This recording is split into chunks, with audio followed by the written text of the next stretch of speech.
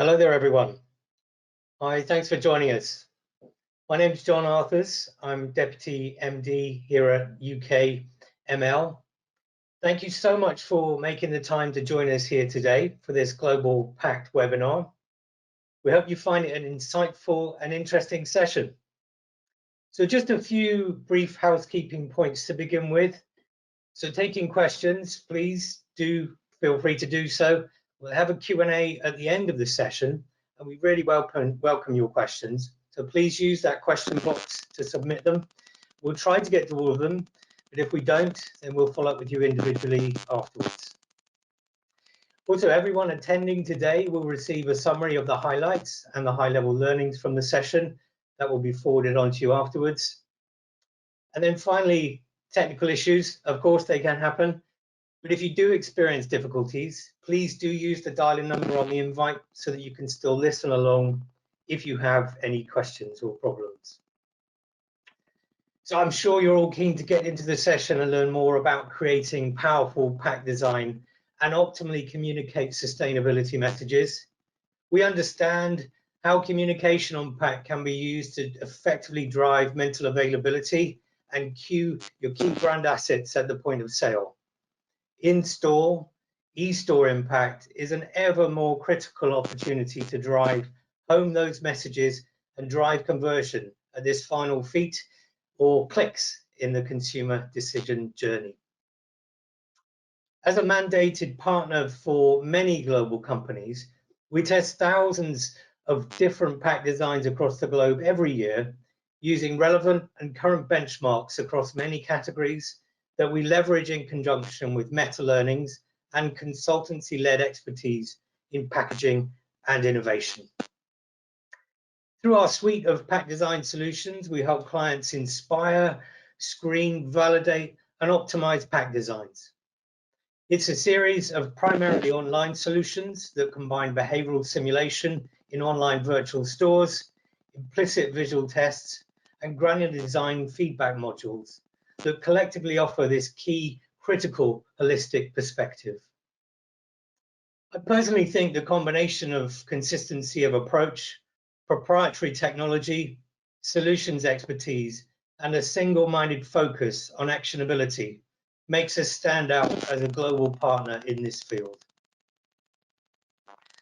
So in today's session, Alexander will be discussing some of those best practices from our numerous meta-analyses pieces and touch on some hot topics and trends in the space, some new innovations we have, and how we're experimenting with AI to further drive insight and meta-learnings, as we are currently doing similarly in our communications offer.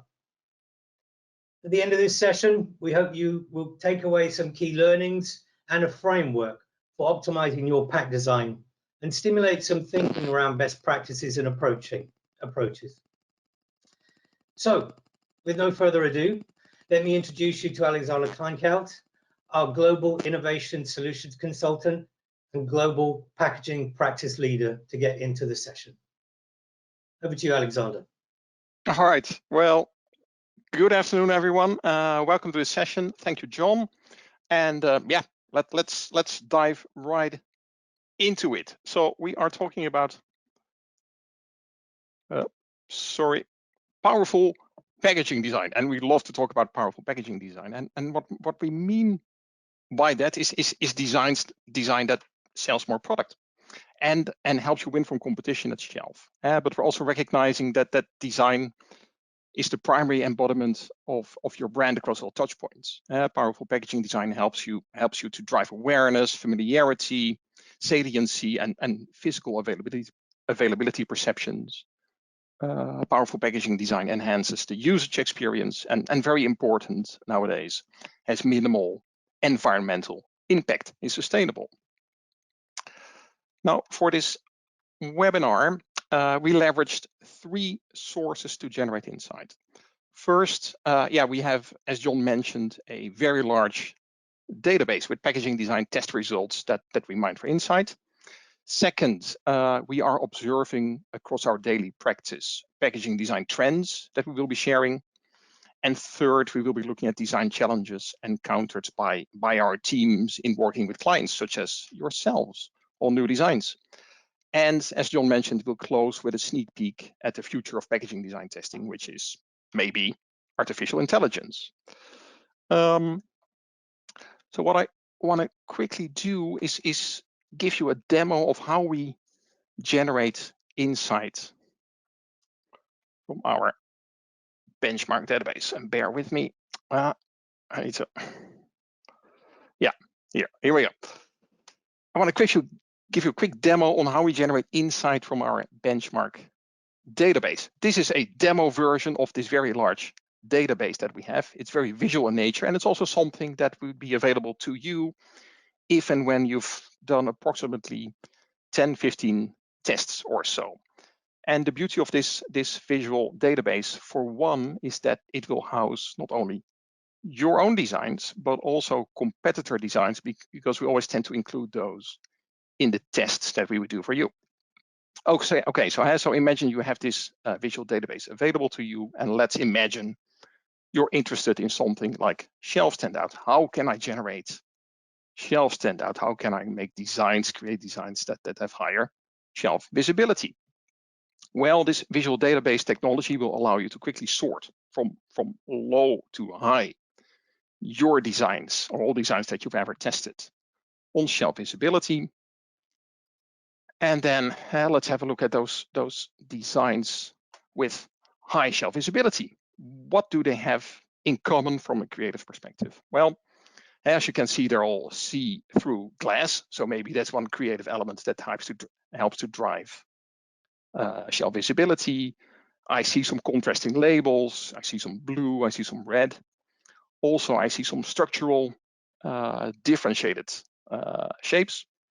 I see some embossing.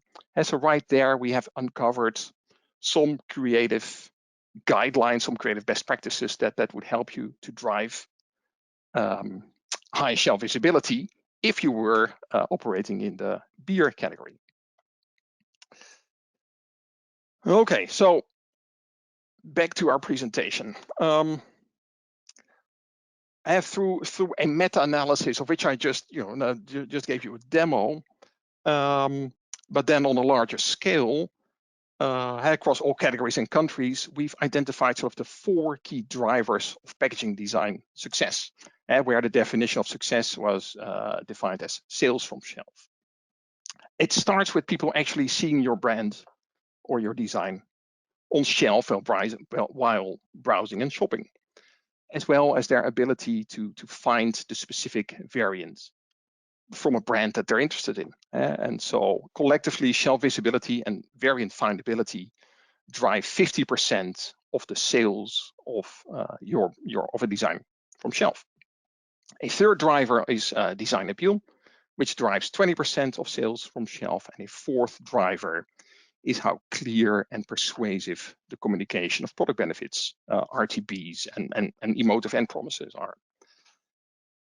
And what's so interesting and challenging about packaging design is what we call this balancing act. All too often we see new designs perform better on one element, for example, a positioning as more natural or healthy, but all too often that triggers a deterioration on another design performance element, for example, shelf visibility. And we'll have some examples of that. So improving one element has a tendency to take away from another element. And packaging design is this continuous balancing act. And we see it as our job to help you maintain balance. And the question is, of course, how to do that. So as I mentioned, there are 4 key drivers of powerful packaging design, also listed here across the top of the slide. And 2 of those drivers, as I mentioned, are visibility and findability. And listed underneath, there are 3 broad design guidelines that you can leverage to drive visibility and findability. At first, you can use colors or color combinations that contrast with adjacent products to create standout. Second, you can build, nurture, and then leverage branded visual assets to draw the eye and facilitate recognition and facilitate the speed of decision making. And third, if you have a range of products, you can leverage the power of brand blocking to drive shelf visibility.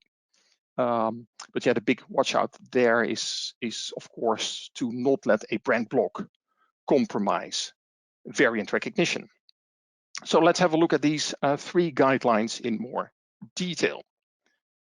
So here's a great example of a packaging design that's leveraging color contrast to create shelf visibility. This is the refrigerated breakfast meats section, a category that's dominated by see-through packaging. It's a fresh category, and the norm, or the convention in most fresh foods categories is that the product needs to be visible. And that's understandable, but the downside of that is that all of these sliced bacon brands have poor shelf standout. They all look the same, but the one design that stands out on the shelf is this Jimmy Dean packaging on the top row in red. Let me show you a close-up. What they've done very nicely is staying true to the category convention of offering a see-through window, but they've kept the window small, and they leverage the free space to drive standout through that red color. So a great example of how they kept the balance by retaining the see-through window while leveraging color to create contrast. But admittedly, leveraging color to create contrast is not always possible. In this chocolate shelf, we're exposed to an explosion of colors. And then, it becomes a bit of a challenge. Maybe the Dove packaging to the far end of the shelf has been smartest by choosing white, or maybe the absence of color as their dominant color. So moving on, let's talk about branded visual assets. Typically a brand's logo is often the most important, often the only branded visual asset. And here are a few logos that we found to be particularly powerful, emerging in our benchmark database among the most visible and findable pack designs. And you will notice what they have in common, which is strong primary colors. They're round or oval, and they look like rising suns, and offering lots of opportunity for contrast. Another effective or creative strategy that drives strong visibility and findability is going with a combination of 2 colors, with some great examples on this slide here. Again, these are designs that emerge as the top performers in our benchmark database when it comes to visibility and findability. A third strategy to better leverage distinctive assets is simply to create better ones, stronger ones. So here's an example of Miller Genuine Draft. After 2 decades, the design on the left felt a bit dated, and the slump in sales provided the evidence for the need of a redesign. And so while this new design looks like a complete overhaul, in fact, they've cleverly elevated the existing distinctive assets that were not so distinctive. Obviously, there's the eagle, previously with the size of a mosquito, and now it's properly boldly sized. The gold color is retained in the wings of the eagle, and that minuscule red dot inside the seal on the current design is now clearly putting the eagle in the spotlights. So what they have here is created new, potentially very strong, distinctive assets for the brand. Here we have a French tea shelf, and like the category, this shelf has a calming effect. There's not really anything that stands out in a particular manner. In the upper left corner, we have the Lipton brand, and they wanted to improve benefit perceptions towards it being more natural, organic, sustainable. And so they've created a new pack, as you can see on shelf. And the question is, how is this new design performing in terms of actually being perceived as more natural and organic and sustainable? But also, is this new design then able to maintain the same level of visibility and findability? So let me ask you the question. What do you think? Is this design, the new design, more or less visible relative to the old design, this one? And is the new design, this one, more natural, organic, and sustainable relative to the old one? Here we go. Well, let me show you the answers. So what happened here is again this balancing act in play. Yes, the new design is in fact perceived as more natural more biodegradable, more sustainable, but unfortunately that is at the expense of visibility and findability, where the current design is simply much better. Yeah, and what's causing this is that the new design features that Lipton logo in a more subdued earth tone. The logo is moved from the center of pack to the side, and yeah, that's what's causing it. When we looked in our database, what we found is that changing the design of your logo is in fact a change that offers the most volatility or the most varying results, upward or downward, meaning it has the highest risk reward profile. Changing the dominant color of your design also triggers a lot of variance in design performance and all other type of design changes, such as changing your on-pack visual or a benefit claim or changing your shape or size, typically offers more stable results. Yeah, here we have the new Midol design, Midol, featuring a new logo and a new dominant color. That's a bold move, but one that was necessary and that paid off because the current user group was aging rapidly, while the current design did nothing much to attract new, younger users to the brand. And the new design, as you can see, is modern, it's bright. There's this big M logo that has the potential to grow into a strong branded asset.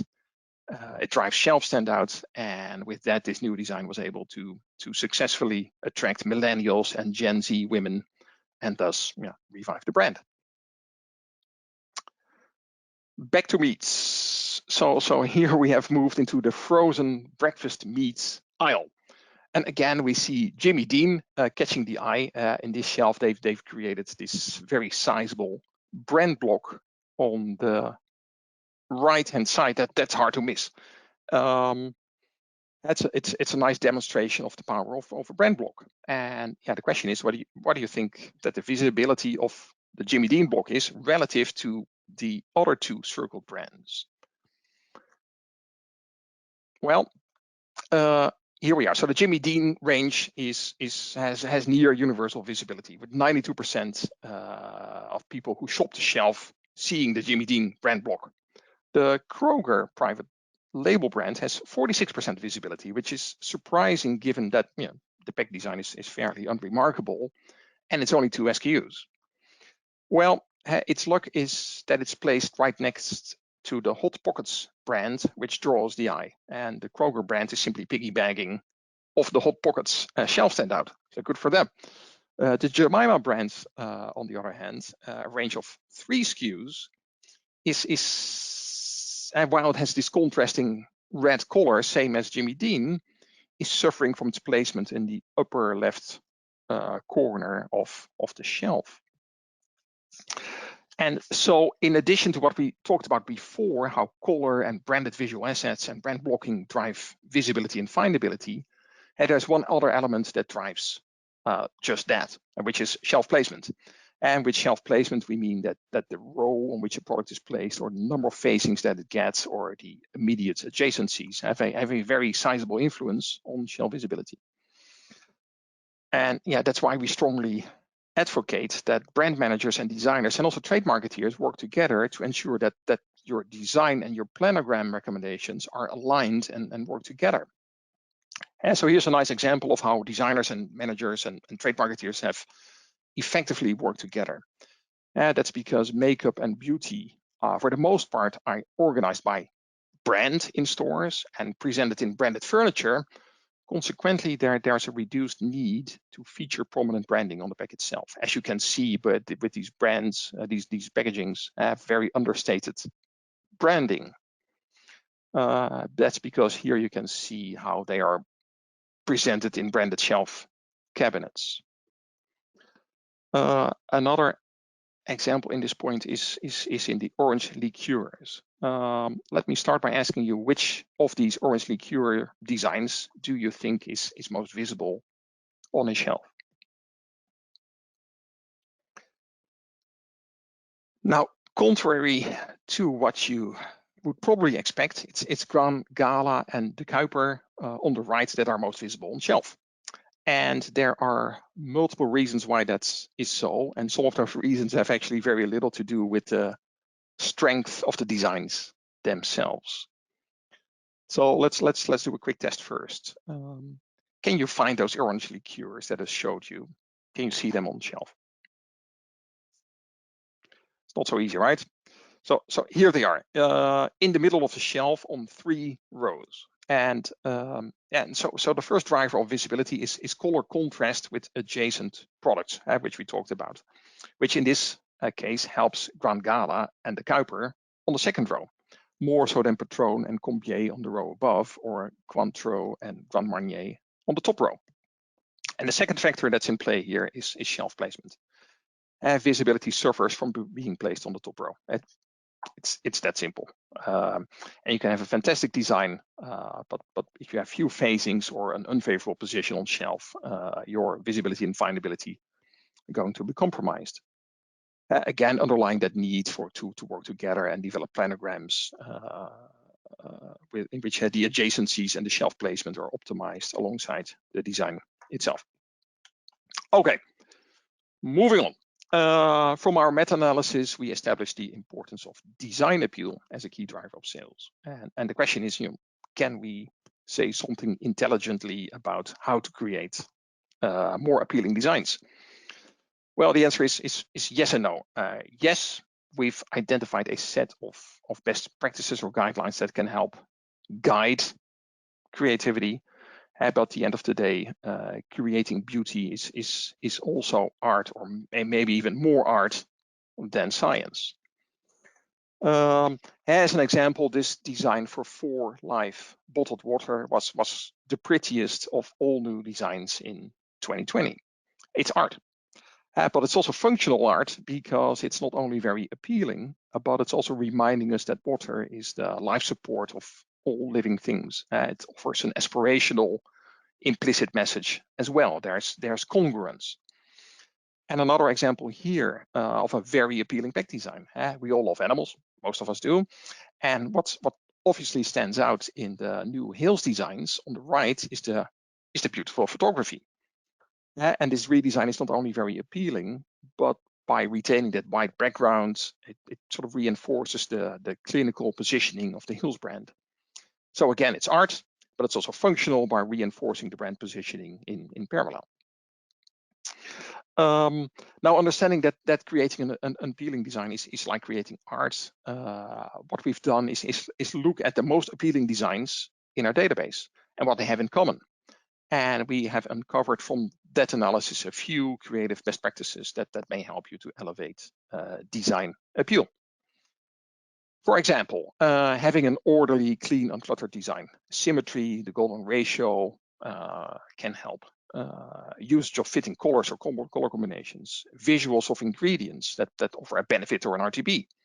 Something natural, tempting, something premium. Visuals and photos that subconsciously promote the end promise, the promise of beauty or health or joy or happiness, shapes or structures that visualize the brand promise, and a touch of magic, sparkles and bubbles and rays and swooshes that helps to suggest a dynamic, energetic brand. People like that. Okay, so moving on, the last of the 4 key drivers that we discovered is the communicational benefits. From a communication perspective, effective packaging design successfully answers 2 questions in 2 seconds. Those questions being, who am I? And why should you buy me? So from a design perspective, communicating these points and answering those questions translates into 3 design guidelines.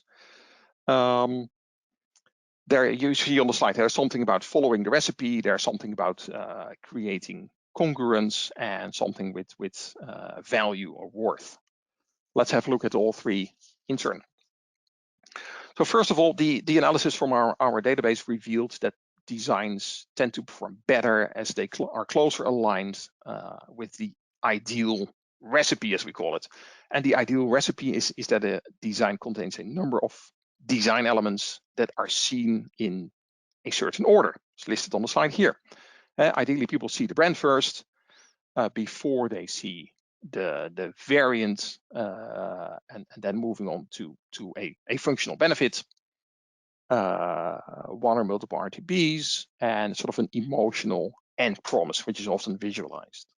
And the closer a design is aligned to this order and contains the elements, the more likely is it to have a high level of sales from shelf. And this is also a reason why it's so important to include eye tracking in your design tests, because eye tracking will reveal the order in which these design elements are seen. Yeah, from a communication/trends perspective, in the last 2 years, we've tested a lot of pack designs with a product or packaging sustainability benefit. And the question is, how and where to feature sustainability messaging on the pack itself. Well, from all the work that we've done with sustainable packaging initiatives, what we've learned is that consumers appreciate sustainable packaging initiatives. They want to be told they like it. It's important to them. But still, on pack, they want it to be the secondary message. And so it's best when such a message, a sustainability message, is only seen after consumers have first seen the brand and variant and primary functional benefit. So this method, dish and hand soap design, is doing it properly. You will first look at the brand and the variant and the key benefits before being exposed to that sustainability message down below.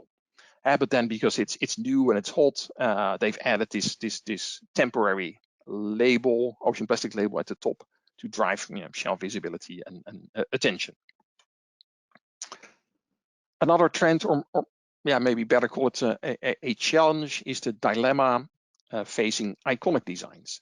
When we look at iconic designs, it's the perception of modernity that's typically the first and quite often the only attributes that we see deteriorating over time. And therefore, modernity is a key metric that we recommend keeping a close eye on if you have such an iconic design as this example of the iconic Pringles design. And we see how it's modernized while maintaining its iconicity, including the branded visual assets such as the logo, the color, Mr. Pringles, and the structural shape of the tube. Another 2020 trend has been a farewell to many ethnicity-related brand names and symbols, necessary and also offering an opportunity for brand managers to modernize the design.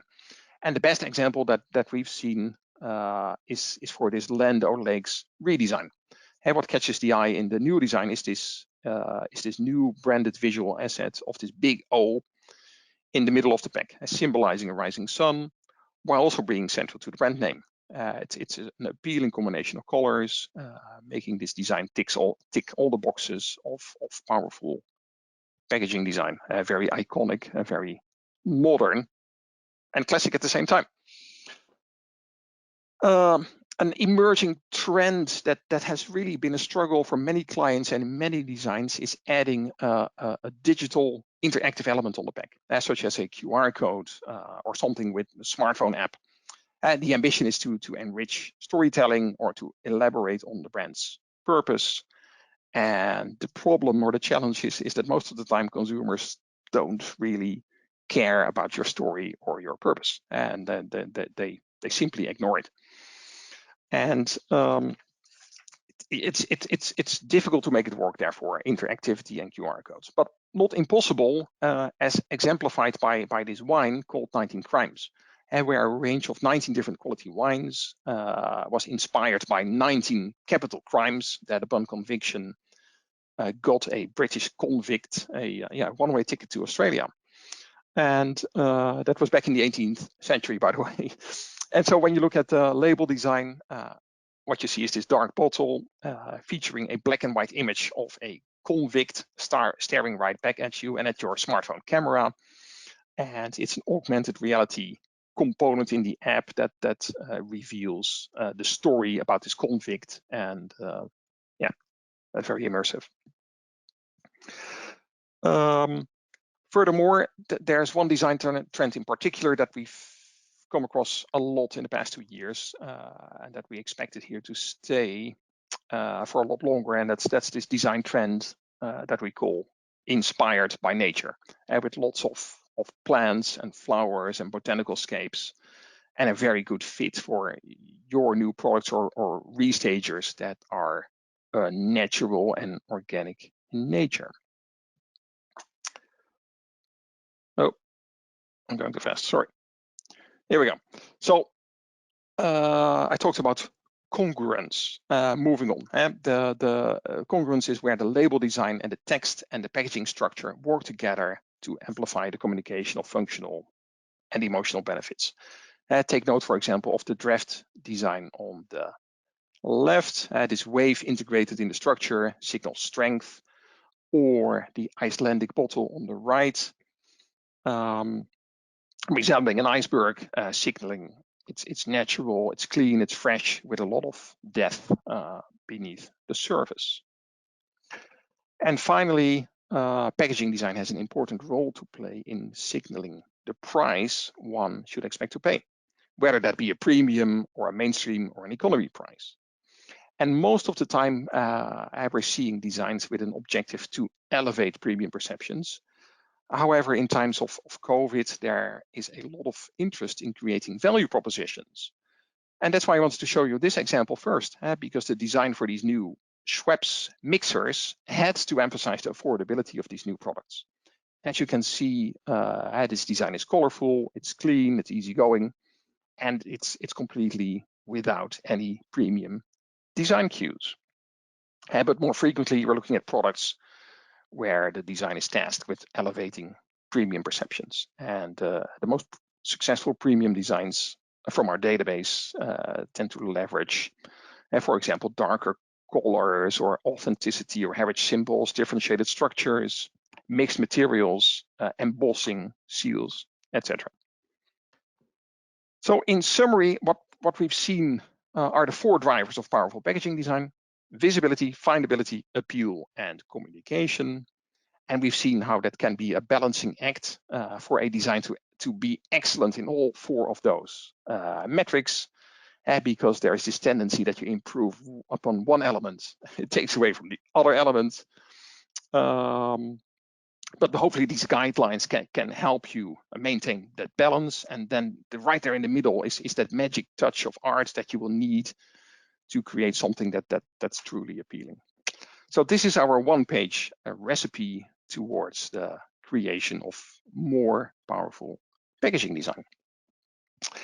And on that note, as we mentioned at the start, for something completely different, we wanted to give you a sneak peek, a quick 5 minutes at our innovation efforts. And highest on our wish list is to integrate elements of artificial intelligence technology in our backtesting solutions. And we're working on in-house development of a solution. And we're also looking at commercially available technology. Why not? And chief among those are predictive algorithms that can instantly predict visibility and gaze path, thus potentially replacing eye tracking, real eye tracking. Those algorithms can potentially save a lot of time and cost, provided, of course, they're actually any good. And so here's an example where the actual shelf visibility of these brands was first established through real eye tracking. And as you can see, the Optimal brand has the highest shelf visibility, with 80% of mums seeing this brand on shelf when shopping the shelf. Kleijngeld 59% and SMA 21%. And those numbers make intuitive sense by the experts. And we have indexed these scores, by the way. So 80% for Optimal is said to be 100, then Kleijngeld is 74, SMA is 26. And that's important because next step, we took the shelf through a predictive visibility AI algorithm. And it predicts far lower visibility numbers. For Optimal, it's 49% predicted by the AI versus the eye tracker, 80%.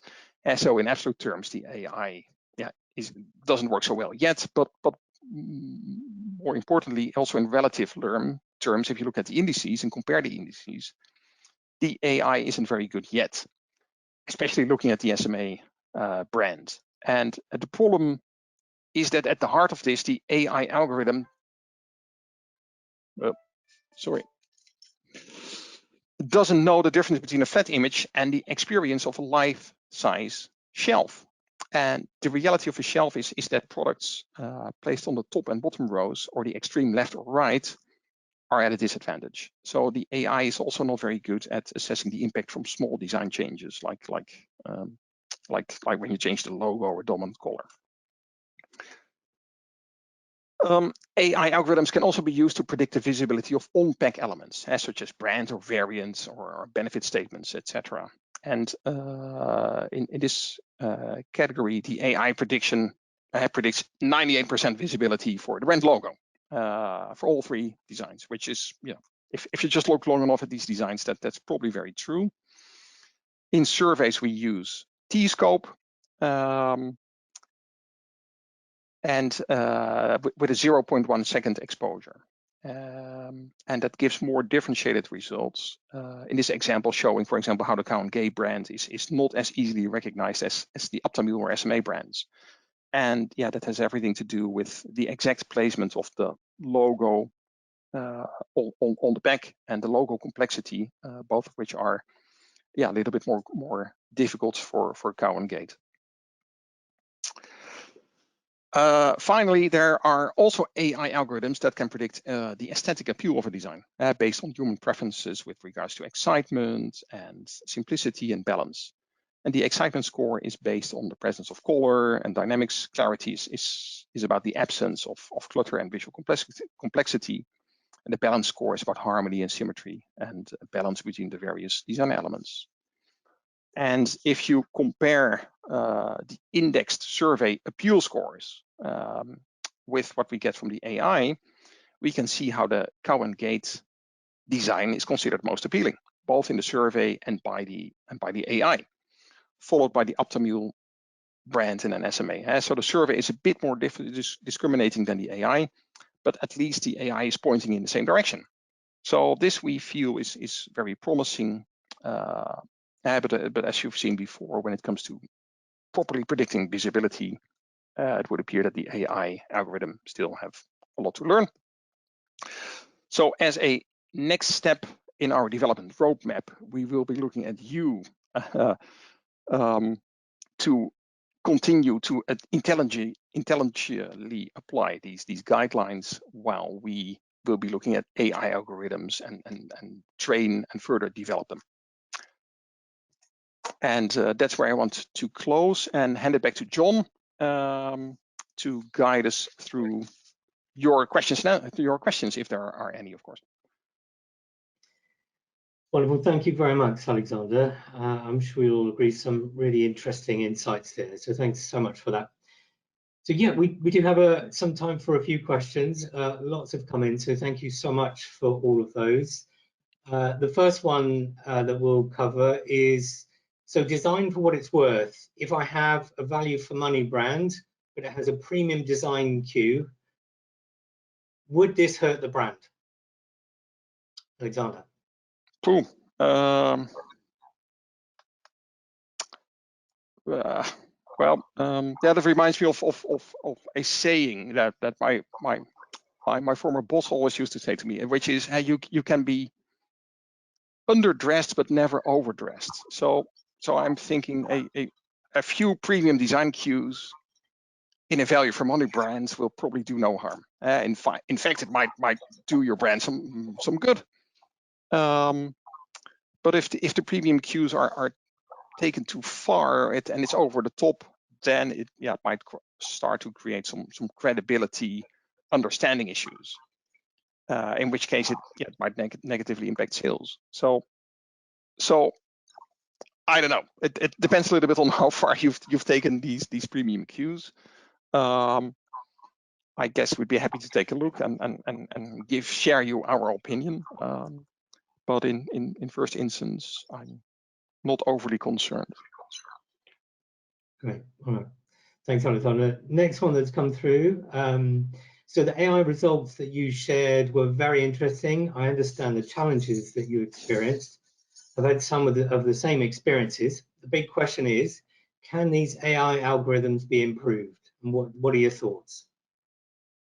Oh yeah, I think they can and will be resolved for sure.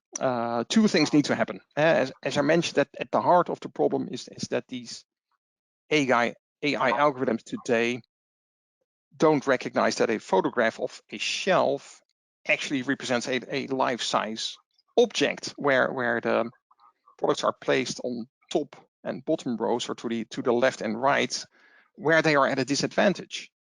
The AI isn't a shopper, it's an algorithm.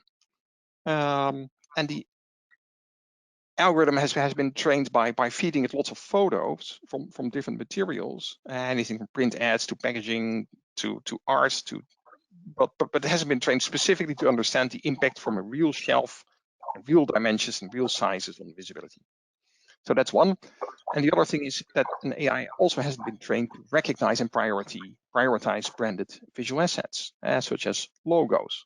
To the AI algorithm, a logo is a colorful dot.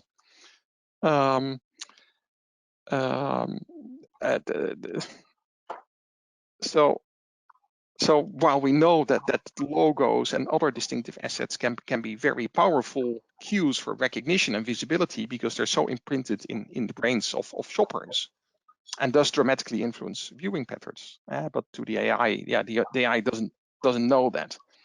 So that's another element that AI algorithms will need to be trained in. They need to be able to recognize logos and distinctive visual assets.